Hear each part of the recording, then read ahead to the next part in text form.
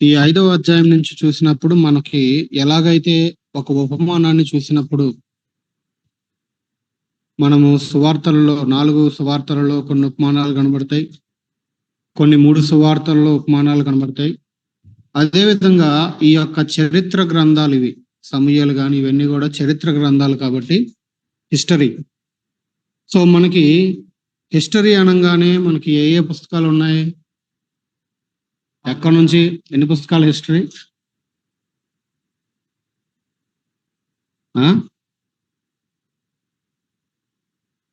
ఎన్ని పుస్తకాలు? 5, 12, 5, 12 ఇట్లాగే ఉంటాయి. ఫస్ట్ 5 పంచకాండాలు, తర్వాత 12 పుస్తకాలు చరిత్ర, తర్వాత 5 పుస్తకాలు ఏమంటారు? పద్యభాగం అంటారు, పోయిటరీ. ఆ తర్వాత 12 ప్రాఫిటికల్ బుక్స్ ఉంటాయి. సో 5, 12, 5, 12 సింపుల్ గా గుర్తుపెట్టుకోవచ్చు. సో 12 పుస్తకాలు చరిత్ర గ్రంథాలు మనం చూస్తాం. అయితే ఈ చరిత్ర కొన్నిసార్లు రిపీట్ అవుతుంది అక్కడ ఇక్కడ. అయితే ఇప్పుడు మనము ప్యారలల్ ప్యాసేజెస్ కూడా చూస్తే మనకి అడిషనల్ ఇన్ఫర్మేషన్ దొరుకుతుంది. సో ఇక్కడ రాసినటువంటి 5వ అధ్యాయము మొదటి 2 వచనాలు మనకి చరిత్ర గ్రంథాలు రాజుల గురించి పర్టికులర్ గా చూసినప్పుడు రాజులు 2 గ్రంథాలు, దినవృత్తాంతాలు 2 గ్రంథాలు మనకు కనబడతాయి. సో రాజుల గ్రంథాలు అంతా కూడా ఫోకస్ అంతా ఎవరి మీద ఉంటుందంటే ఇజ్రాయెల్ రాజులు. ఎవరు ఫోకస్ అంతా? నోరు తెరిచి చెప్పండి, ఎవరు ఫోకస్? ఇజ్రాయెల్ రాజులు. దావీదు తర్వాత సొలొమోన్ వరకు బాగానే ఉంది. ఆ తర్వాత రాజ్యం 2 అయిపోయింది, యోధా రాజులు, ఇజ్రాయెల్ రాజులు. కాబట్టి రాజుల గ్రంథం అంతా కూడా మనకి ఇజ్రాయేలు రాజుల యొక్క ఫోకస్డ్ గా ఉంటది చరిత్ర. దినవృత్తాంతాలు 2 గ్రంథాలు చూసినప్పుడు యోధా రాజులు ఫోకస్డ్ గా ఉంటది. ఇప్పుడు దావీదు యోధా రాజా, ఇజ్రాయెల్ రాజా? ఈయన ఐక్యరాజు. ఓకే, రెండిటికి కలిపి ఉన్నాడు కదా. సో దినవృత్తాంతాలు మొదటి గ్రంథం 11వ అధ్యాయం ప్యారలల్ గా తీసి పెట్టుకోండి, అటు ఇటు మధ్యలో పేపర్ ఫోల్డ్ చేసి. సో ఇప్పుడు మనం చదివినటువంటి 2 వచనాలే దినవృత్తాంతాలు మొదటి గ్రంథము 11వ అధ్యాయం మొదటి 3 వచనాలలో దీన్ని తీసి అక్కడ జిరాక్స్ చేసి పెట్టినట్టుగా ఉంటది. యాజ్ ఇట్ ఈజ్ గా అవే మాటలు ఉంటాయి అక్కడ. ఓకే, ప్యారలల్ ప్యాసేజ్ కింద నోట్ చేసుకోవచ్చు. సో ఆ తర్వాత ఇక్కడ మనకు కనబడేది ఏంటి అని అంటే, వాళ్ళు వచ్చి ఫస్ట్ దావీదుతో ఇజ్రాయెల్ యొక్క ఎల్డర్స్ పెద్దలు వచ్చారు. పెద్దలు వచ్చి వాళ్ళు దావీదు దగ్గరకు వచ్చి అంటున్నారు కదా, చిత్తగించము, మేము ఎవరము అనంటే మనందరము ఒకే ఎముక, మనందరము ఒకే రక్తము. ఏం చెప్పదలుచుకున్నారు ఇంతకీ? మనందరము ఒకటే అని దావీదుని వాళ్ళు యాక్సెప్ట్ చేసేటువంటి ఆ యొక్క మాటల్ని వాడుతూ ఉన్నారు. ఇప్పుడు ప్రశ్న ఏంటంటే, ఇంతకాలము మరి ఎందుకు యాక్సెప్ట్ చేయలేదు వీళ్ళు? ఇప్పటికే 7.5 సంవత్సరాలు అయింది కదా ఆయన ఎరుషలేం కాదు, హెబ్రోన్లో ఆయన పరిపాలించడం మొదలుపెట్టి.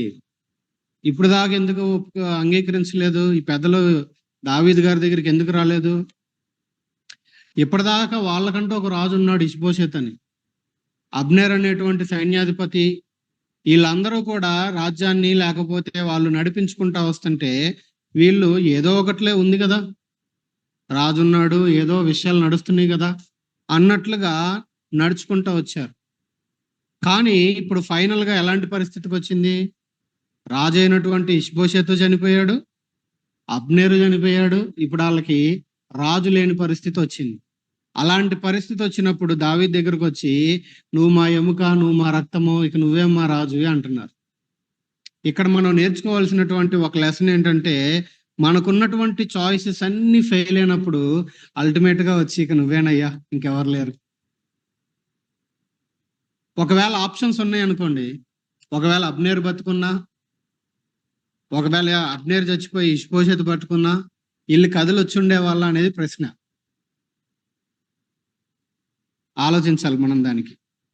సో వాళ్ళకు ఉన్నటువంటి చాయిసెస్ అన్ని, వాళ్ళ ఎంపికలన్నీ కూడా పోయినాయి, అన్ని డోర్లు మూసుకుపోయినాయి. కాబట్టి చివరికి వచ్చి దావీదు దగ్గరకు వచ్చి ఏమంటున్నారు? ఇక నువ్వే మా రాజువి అని అంటున్నారు. లోకంలో కూడా ఇది జరుగుతుంది. చాలా ప్రయత్నాలు చేస్తారు, అటు తిరుగుతారు, ఇటు తిరుగుతారు. ఒకవేళ వాళ్ళకు ఉన్నటువంటి పరిస్థితులను బట్టి, సమస్యలను బట్టి అటు పరిగెత్తి ఇటు పరిగెత్తి ఎవరో చెప్తారు, ఈయన కూడా ఒకసారి ట్రై చేయరాదు.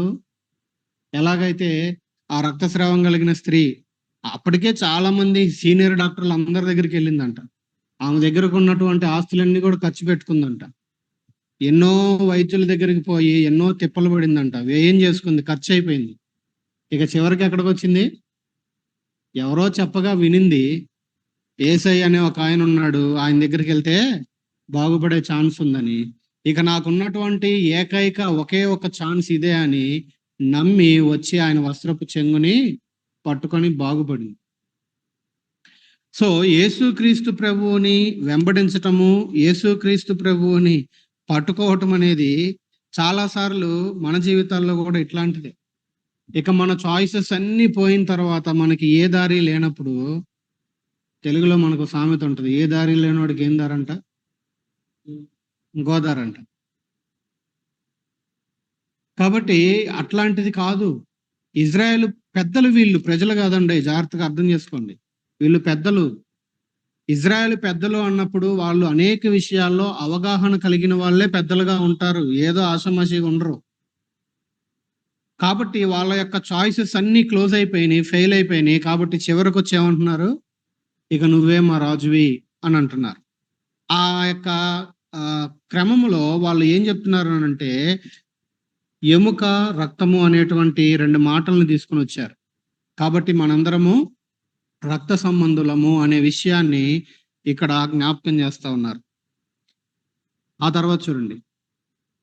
సో మనం ఇక్కడ నేర్చుకోవాల్సినటువంటి లెసన్ ఏంటంటే, ముందు మన ప్రయత్నాలన్నీ మనం చేసేసి, మన యొక్క ప్రయత్నాలన్నీ ఫెయిల్ అయిపోగా, మన యొక్క దారులన్నీ మూసుకుపోగా, ఇక చివరికి వచ్చి ఏసే పాదాలు పట్టుకుందాంలే అనేటువంటి ఆ యొక్క లాస్ట్ ఆప్షన్ తీసుకునే వరంగా మనము ఉండకూడదు. అది ప్రేయర్లో కావచ్చు, విశ్వాసంలో కావచ్చు, ప్రతిదీ మనం ముందు వెళ్ళాల్సింది అక్కడికి. చాలాసార్లు బిలీవర్స్గా మనం కూడా చేసేటువంటి ఒకానొక తప్పు ఏంటి? ఇదే, ఐ కెన్ మేనేజ్, నాకు చాలా బుర్ర ఉంది, చాలా జ్ఞానం ఉంది, ఇప్పటికే నాకు చాలా విషయాలు తెలుసు, ఐ కెన్ మేనేజ్ అని మనం చేయడానికి ఏదో పూనుకొని ప్రయత్నాలన్నీ చేసేసి అన్ని ఫెయిల్ అయిపోయి అన్ని దారులు మూసుకుపోయాక, ఇక ప్రభువా నీవే మా దిక్కు అన్నట్లుగా మనము అన్ని మూసుకుపోయాక ఆయన వైపు వెళ్ళటం అనేది ఈ రాజుకి సరైనటువంటి గౌరవాన్ని ఇచ్చినట్లు అంటారా, ఇవ్వనట్లు అంటారా? జవాబు మీరే ఆలోచించండి. ఇక ఆప్షన్లన్నీ క్లోజ్ అయిపోయినాయి కాబట్టి దావీదు రాజా నీకు, లేకపోతే దావీదు వద్దా? ఇంకొకటి ఏంటంటే, ఇజ్రాయేల్ పెద్దలకి, వీళ్ళ ఎల్డర్స్, అది మర్చిపోవద్దు, వీళ్ళకి దావీదు సమూయేలు చేత అభిషేకించబడ్డాడనే విషయం తెలుసు. అంతేకాదు యెరూషలేములో ఆయన అభిషేకించబడ్డాడని కూడా తెలుసు. సారీ, యెరూషలేములో కాదు, హెబ్రోన్లో. అప్పటికే ఆయన రాజుగా అక్కడ పరిపాలన చేస్తున్నాడు అని కూడా తెలుసు. అయినా సరే ఏ మాత్రము కూడా ఈ రాజుని వాళ్ళు లెక్క చేయలే. ఇక్కడ ఇష్బోషెత్ ఒక్కడదే కాదు ప్రాబ్లం, అబ్నేర్ ఒక్కడదే కాదు ప్రాబ్లం. ప్రాబ్లం ఎవరిది? ఇజ్రాయెల్ యొక్క పెద్దలది. మరి మీరందరూ అట్లా చేస్తే మేమేం చేస్తాంలే అని చెప్పి ప్రజలు కూడా వీళ్ళందరితో కలిసిపోయారు. ప్రజలు ఎప్పుడూ కూడా నడిపించే వాళ్ళ మీద ఆధారపడి ఉంటుంది, ప్రజలు ఎట్లా నడవాలి అనేది. సరే, ఇక్కడికి రండి. మనం నేర్చుకోవాల్సిన ఒక లెసన్ ఏంటంటే, ఇదిగో ఎప్పుడూ కూడా ఈయన మన రాజు కనుక మన ఆప్షన్లన్నీ క్లోజ్ అయిన తర్వాత ఆయన దగ్గరికి పోవటం కాదు, ముందుగానే ఆయన మన రాజు కాబట్టి ఆయన దగ్గరికి వెళ్ళి విషయాల్ని చెప్పుకునే వరంగా ఉండాలి. ఆయన యొక్క అధికారాన్ని మనం రికగ్నైజ్ చేసే వరంగా ఉండాలి. ఆ తర్వాత చూడండి ఏమంటున్నాడు. ఇంకొకటి ఏంటంటే, లీడర్షిప్ లో ఉండాల్సినటువంటి పర్టికులర్ గా ఎవరైనా ఒకరు నాయకులుగా రాజుగా ఉండటం గురించి ఇక్కడ ఒక 3 విషయాలు వీళ్ళు ప్రస్తావిస్తా వచ్చారు. ఎవరు లీడ్ చేయాలి? సో కొత్త నిబంధనలో కానీ పాత నిబంధనలో కానీ నాయకత్వం గురించి ప్రస్తావించినప్పుడు వారికంటూ కొన్ని డిస్టింక్ట్ క్వాలిటీస్ ఉండాలి అనేది మనము తీతు పత్రికలో చూస్తాము, తిమోతి పత్రికలో చూస్తాము. అందుకే వాటిని లీడర్షిప్ ఎపిస్టిల్స్ అని పిలుస్తారు. ఉదాహరణకి వాడు మద్యపానిగా ఉండకూడదని, ఏకపత్ని పురుషుడుగా ఉండాలని, ఈ విధమైనటువంటి కొన్ని క్వాలిటీస్ ని మనం చూస్తాం. ఇక్కడ నాయకత్వంలో ఉండాల్సినటువంటి ఒక 3 క్యారెక్టరిస్టిక్స్ ని ఇక్కడ కనబరుస్తా ఉన్నారు. మొట్టమొదటిది ఏంటంటే a leader must belong to God's people in their heart. ఇప్పుడు వాళ్ళ హృదయంలో నుంచి ఈ నాయకుడు ఎక్కడున్నాడు ఇప్పుడు? అర్థమవుతుందండి? నువ్వు మావాడివి, మా మధ్యలో నుంచి ఈ విధముగా అయినటువంటి వాడివి. అందుకే పౌలు యొక్క పద్ధతి కూడా చూడండి, ప్రతిసారి కూడా ఆయన సువార్త చేస్తూ పోతూ ఆ స్థానిక సంఘంలో రక్షించబడి దేవుడు ఎవరికైతే కొన్ని కృపావరాలు, ఆత్మీయ వరాలు ఇచ్చారో వాళ్ళని బలపరిచి వాళ్ళని అక్కడ నాయకులుగా అపాయింట్ చేసి ఆయన పోతూ ఉన్నాడు. ఇది ఆయన పరిచర్య. నాయకుడు అనేవాడు ఎక్కడి నుంచి లెగాలి? ఆ లోకల్ చర్చిలో నుంచి లెగాలి. ఎక్కడి నుంచో మనము అరువు తెచ్చుకునేది కాదు, డబ్బులు ఇచ్చి తెచ్చుకునేది అంతకన్నా కాదు. వాళ్ళల్లో ఉంచి లేచాడు. రెండవదిగా మనకి నాయకుని గురించి ఇక్కడ మనకు కనబడేటువంటి మరొక క్వాలిటీ ఏంటంటే వాళ్ళు రికగ్నైజ్ చేశారు. ఏంటది? 2వ వచనం 2వ లైన్లో ఏముంది? నీవు ఇజ్రాయేలీయులు, సౌలు మా మీద రాజు అయి ఉండగా నీవు ఇజ్రాయేలీయులను నడిపించువాడివై ఉంటివి. సౌలు రాజుగా ఉండగానే ఈయన ఏం చేస్తా వచ్చాడు? సౌలు అప్పచెప్పిన పనులు ఎంత నమ్మకంగా చేసుకుంటూ వచ్చాడో, ఏ విధముగా రాజ్యం చేస్తూ వచ్చాడో గమనించారు. కాబట్టి వీళ్ళు ఆయన యొక్క లీడర్షిప్ స్కిల్స్ ని చూశారు. అర్థమైందా?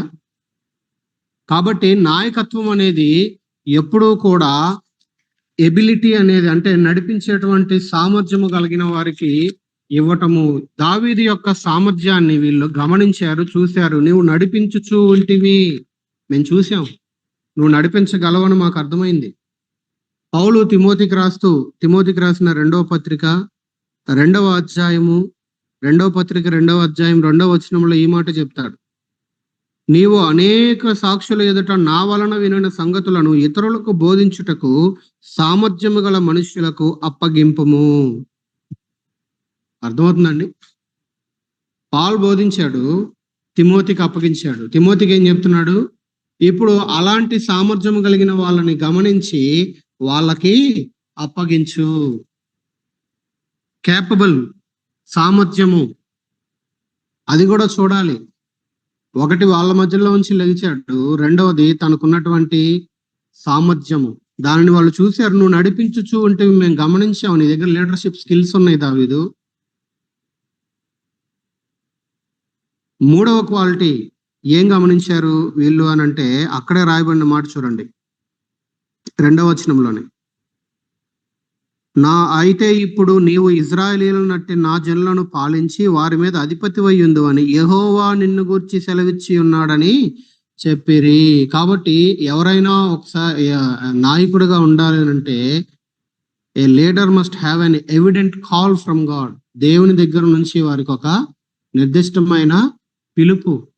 అనిపిస్తే చేసేది కాదు. ఒకసారి ఒకళ్ళు అన్నారు, నాకు దేవుని పని చెయ్యాలి అనిపిస్తుంది. నీ అనిపిస్తే మంచిదే, అందరం ప్రభు పని చేయాలి, సంతోషమే. కానీ సంపూర్ణ కాల సేవ విషయంలో మాత్రం ప్రభు దగ్గర ఒక ఖచ్చితమైనటువంటి క్లారిటీ ఉండాలి. నీకు అనిపిస్తే వస్తే, రేపు నీకు అనిపించినప్పుడు మళ్ళీ వెళ్ళిపోతావు. అట్లా వెళ్ళిపోయిన వాళ్ళు నాకు తెలుసు. ఎంత స్పీడ్గా వచ్చారో అంతే స్పీడ్గా వెళ్ళిపోయారు. ఒక ఆయన బెంగళూరులో జాబ్ చేసుకుంటున్నాడు, ఇంకొక ఆయన ఇంకొకటి చేస్తున్నాడు. సర్లే, పేర్లు అవసరం లేదు. కానీ మనకు అనిపించినప్పుడు వస్తే మనకు అనిపించినప్పుడు వెళ్ళిపోతాం. అర్థమైందా? సో ఖచ్చితంగా ప్రభు యొక్క నిర్దిష్టమైనటువంటి కాల్ అనేది, పిలుపు అనేది చాలా ఇంపార్టెంట్. ప్రభు ఎప్పుడు కూడా పిలుస్తారు, పిలిచిన వారిని ప్రిపేర్ చేస్తారు, ప్రిపేర్ చేసిన వారిని యూజ్ చేసుకుంటారు. అదే పద్ధతి. అబ్రహామును చూడండి, మోషేను చూడండి, ఎవరిని చూసినా అదే పద్ధతి. ప్రభు పిలుపు అనేది వెరీ ఇంపార్టెంట్. సరే, కాబట్టి ఇక్కడ 3 ప్రాముఖ్యమైన విషయాలు. ఒకటి, దేవుని దగ్గర నుంచి పిలుపు ఉండటము. రెండవది సామర్థ్యము. సామర్థ్యం ఎవరిస్తారు? మళ్ళీ ప్రభువే ఇవ్వాలి. మూడవది వారి మధ్యలో నుంచి లేచినటువంటి వ్యక్తిగా మనకు అక్కడ కనబడటాన్ని చూస్తాం. తర్వాత చూడండి 3వ వచనం. కాబట్టి వీళ్ళందరూ హెబ్రోన్లో రాజు దగ్గరకు వచ్చారు. వీరందరూ అని ఒక సింపుల్ ఒక ముక్కలో అయిపోయింది ఇక్కడ. కానీ ఎంతమంది వచ్చారో ఒక లిస్ట్ ఉంది. దినవృత్తాంతాలు 2వ గ్రంథం ఇందాక 11 చూశారు కదా. ఇప్పుడు 12వ అధ్యాయం చూడండి.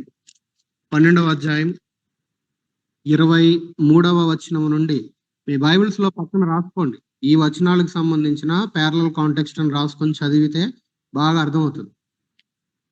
సో ఈ 3వ వచనం ఒక్క వచనానికి సంబంధించిన ప్యారలల్ ప్యాసేజ్ దినవృత్తాంతాలు 1వ గ్రంథం 12వ అధ్యాయం 23వ వచనం నుండి 40వ వచనం వరకు, 23 నుంచి 40 ఎన్ని వచనాలు ఉన్నాయి. ఆ వచనాలలో మనకు కనబడేది అసలు ఎవరెవరు వచ్చారు, డీటెయిల్స్ ఉంటాయి అక్కడ.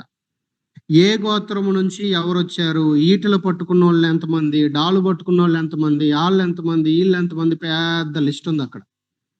ఆ లిస్ట్ అంతా కలిపితే ఎంతమంది ఉన్నారంటే 3,50,000 మంది ఉన్నారు.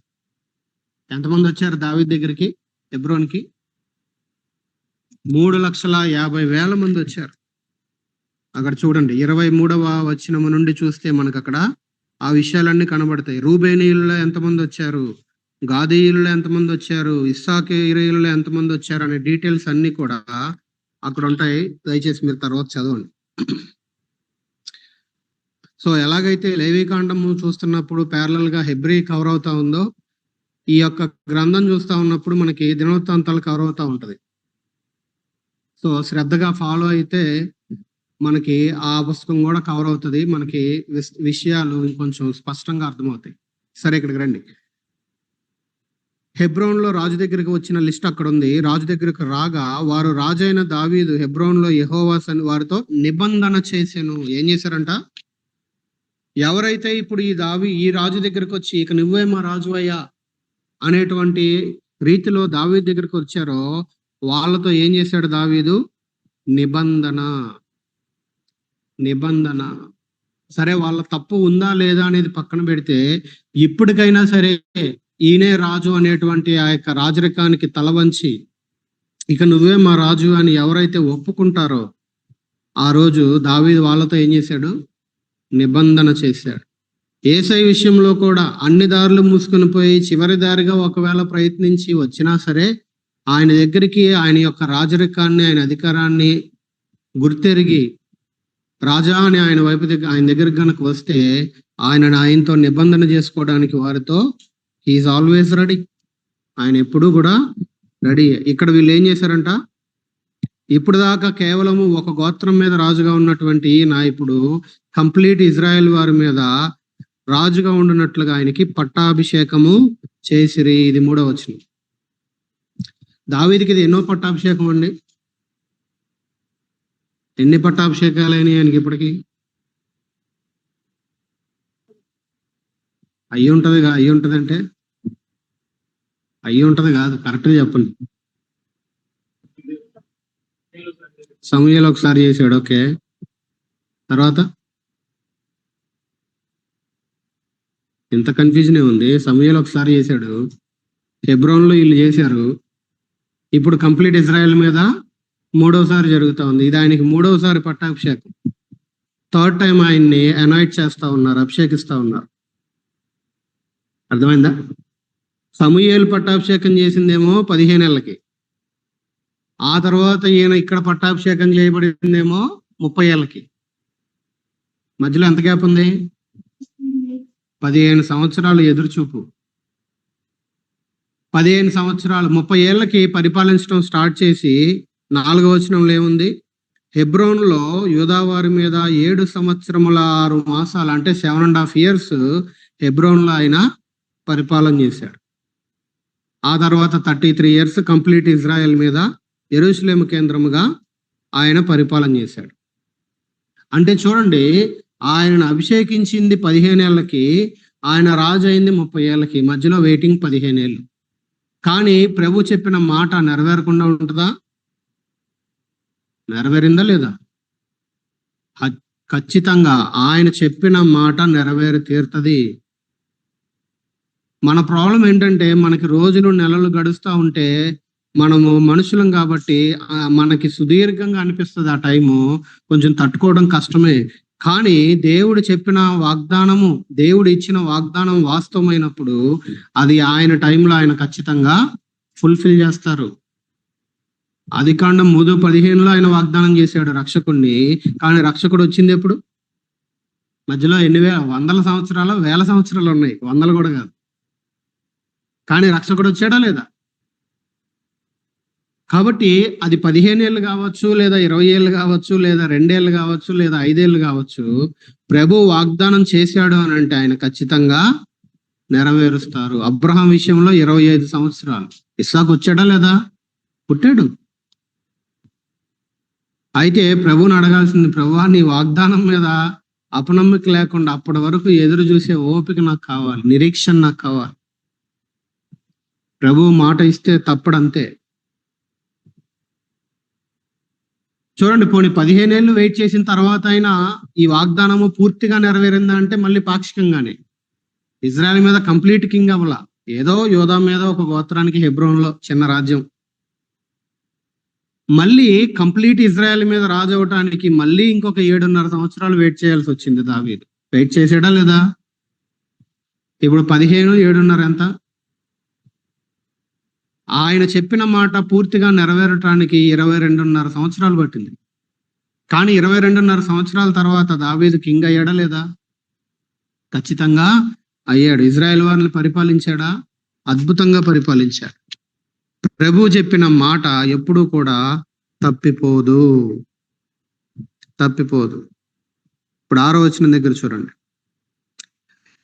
యెబూసీలు దేశములో నివాసులై ఉండగా రాజు అతని పక్షపు వారును యెరూషలేమునకు వచ్చిరి. యెబూసీలు దావీదు లోపలికి రాలేడు అని తలంచి, అప్పటికే అక్కడ ఎవరున్నారంట?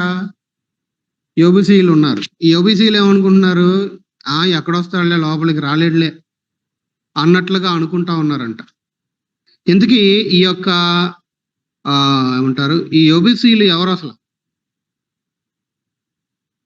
కనాన్లో రకరకాల ప్రజలు ఉన్నారు కదా, రకరకాల ఏమంటారు డిఫరెంట్ గ్రూప్స్ ఉన్నారు. ఎలాగైతే తమిళోళ్ళు, తెలుగు వాళ్ళు, మన భాషలో చెప్పాలంటే రకరకాల వాళ్ళు ఉన్నామో, అదే విధంగా అక్కడ కూడా కొన్ని రకాల గుంపులు ఉన్నారు. వాళ్ళల్లో ఆదికాండం 9వ అధ్యాయంలో మనం చూస్తే, 9 కాదు 10కి వచ్చేసేయండి. మొట్టమొదటిసారి మనం 9లో కనబడతారు, మనం 10లో చూద్దాం. ఆదికాండం 10వ అధ్యాయం 15వ వచనాన్ని చూస్తే, కనాను యొక్క సంతతి, కనాను తన ప్రథమ కుమారుడు సీదోమును, హేతును, యెబూసీయులను అనే మాట ఇక్కడ మనం చూస్తాం. సో కనాను కొడుకుల్లో ఒక కొడుకు యెబూసీయులు. అర్థమైందండి? కాబట్టి కనాను అనేది కూడా వ్యక్తి పేరే. ఆ వ్యక్తి పేరే దేశానికి వచ్చింది, అందుకే వాళ్ళని కనానీయులు అన్నారు. కనాను కొడుకు ఒకడు యెబూసీయుడు, వాళ్ళని యెబూసీయులు అని అన్నారు. కాబట్టి అప్పటికే ఈ యొక్క యెబూసీయులు అక్కడ ఉండగా వీళ్ళు అనుకున్నారు కదా, ఈ రాజు లోపలికి ఎక్కడ వస్తాడు, మనల్ని ఎక్కడ తరిమేస్తాడు అన్నట్లుగా అనుకున్నారు. అయితే లోపలికి రావటము, వాళ్ళని తరిమేసి ఆ యొక్క 7వ వచనం చివరి లైన్ చూడండి. దావీదు పురము అనబడిన సియోను కోటను దావీదు స్వాధీనపరుచుకొనెను. సో ఈ యొక్క 4వ వచనము నుండి 10వ వచనం వరకు ఉన్న ప్యాసేజ్ దినవృత్తాంతములు మొదటి గ్రంథం 11వ అధ్యాయంలో 4 నుంచి 9 వచనాలలో యాజ్ ఇట్ ఈజ్ గా మళ్ళీ ఇది జిరాక్స్ తీసి అక్కడ పెట్టినట్టుగా అక్కడ మనకి ఇవే మాటలు కనబడతాయి. 11వ అధ్యాయము 4 నుంచి 9 వచనాలు. ఈ కథలాగింటే అర్థం కాదు, నోట్స్లు పెట్టుకోవాలి, రాయేసుకోవాలి, తర్వాత కూర్చొని వర్క్ చేయాలి, లేకపోతే పోతానే ఉంటాయి అన్ని. సరే వినండి. సో అక్కడ ప్యారలల్ ప్యాసేజ్ లో మనకి అక్కడ కనబడతాయి. సో వీళ్ళు ఏం చేశారు, ఆ యెబూసీలందరినీ కూడా బయటికి తరిమేశారు. వచ్చి ఏం చేశారంట, 9వ వచనం. దావీదు ఆ కోటలో కాపురం ఉండి దానికి దావీదు పురము అను పేరు పెట్టెను. ఇప్పుడు దాకా హెబ్రోన్లో పరిపాలించినటువంటి దావీదు ఇప్పుడు ఎక్కడికి వచ్చి పరిపాలన స్టార్ట్ చేశాడు? యెరూషలేముని ఇప్పుడు క్యాపిటల్ గా చేసుకుంటా ఉన్నాడు. ఇప్పుడు కొత్త క్యాపిటల్ యొక్క అవసరత ఏముంది? త్వరగా చెప్పండి, మనం ప్రార్థన చేద్దాం, ఇక్కడ ఆపేద్దాం. కొత్త క్యాపిటల్ యొక్క నీడే ఉంది. హెబ్రోన్లో పరిపాలిస్తున్నావు బానే.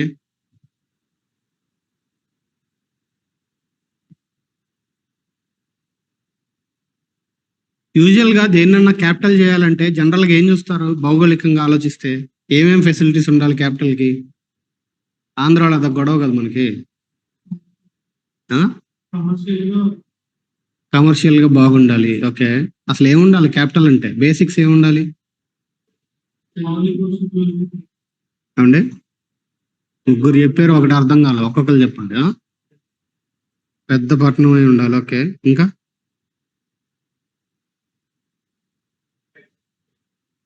Very good. అది అది పెద్ద పట్టణం తర్వాత అవుద్ది. ముందు చూసేది ఏంటి? అందరికీ యాక్సెస్ ఉండాలి.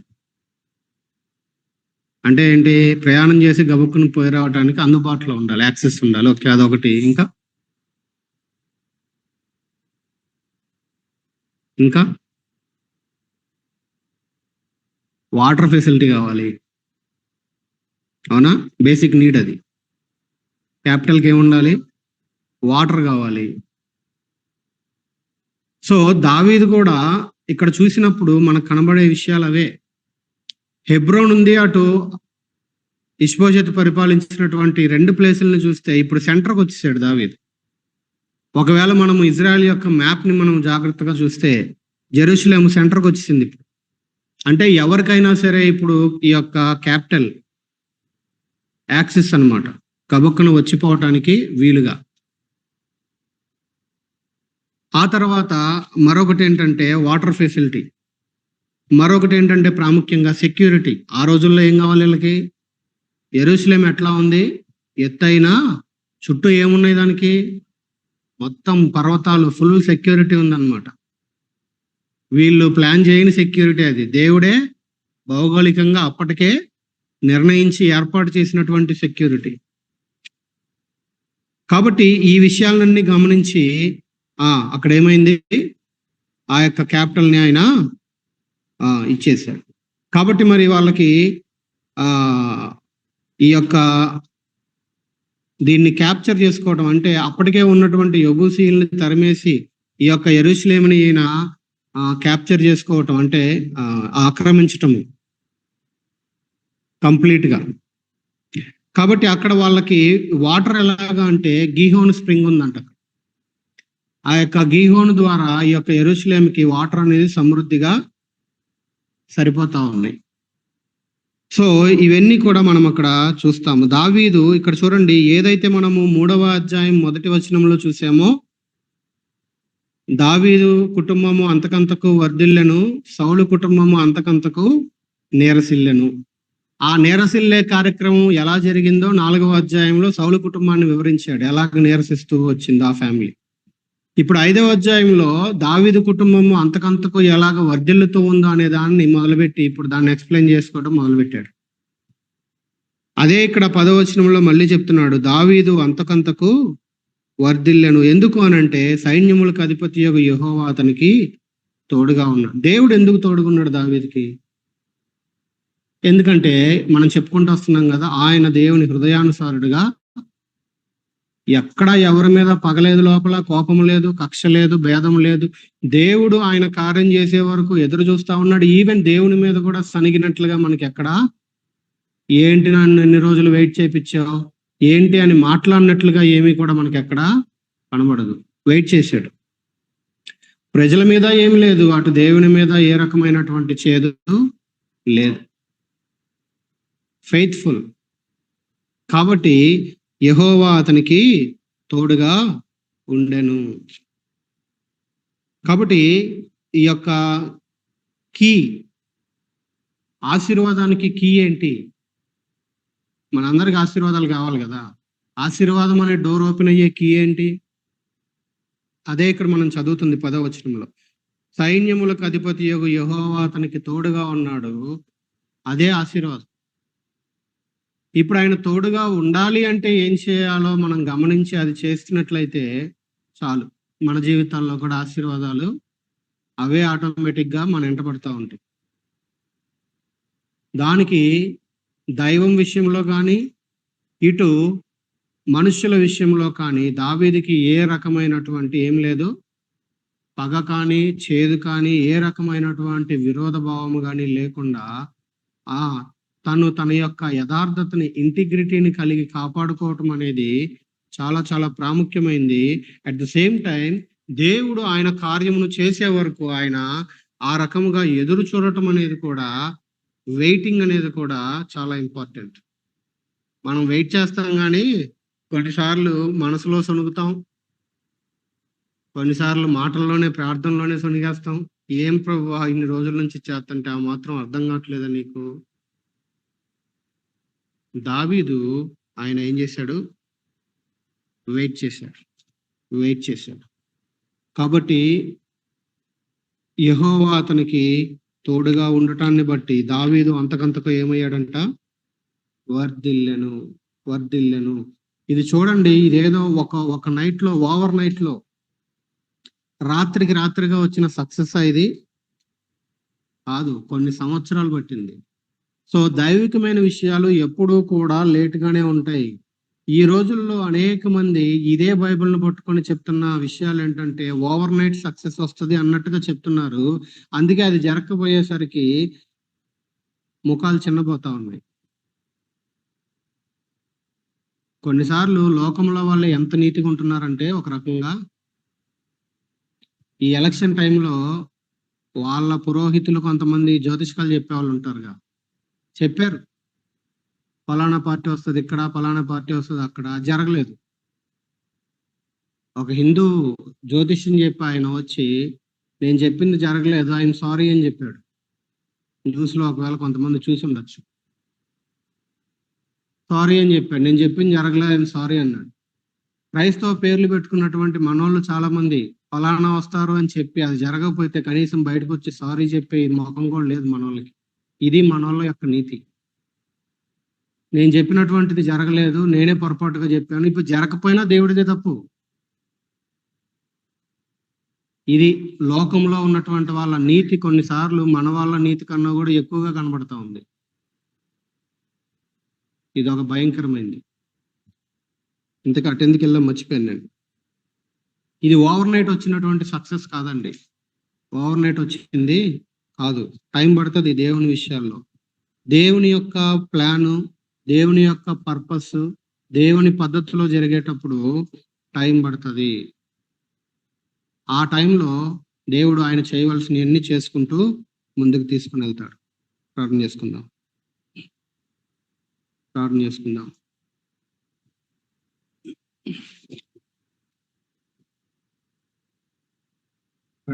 చేసుకుందాం. ఒక్కొక్కరు ప్రార్థన చేద్దాం. మందిరంలో వాళ్ళు చేయండి. మొట్టమొదటిగా దేవుని వాక్యంతో ప్రార్థన చేసుకుందాం. రేపటి ఆరాధన కొరకు ప్రార్థన చేద్దాం. అదేవిధంగా మందిరంలో ఉన్నటువంటి కుటుంబాల కోసం మనం సమయంలో ప్రార్థన చేద్దాం. చేయండి. ఒక్కొక్కరు 4 లేదా 5 ఫ్యామిలీస్ కొరకు ఒక్కొక్కరు ప్రార్థన చేయండి. మందిరంలో వాళ్ళు చేయండి ఫస్ట్.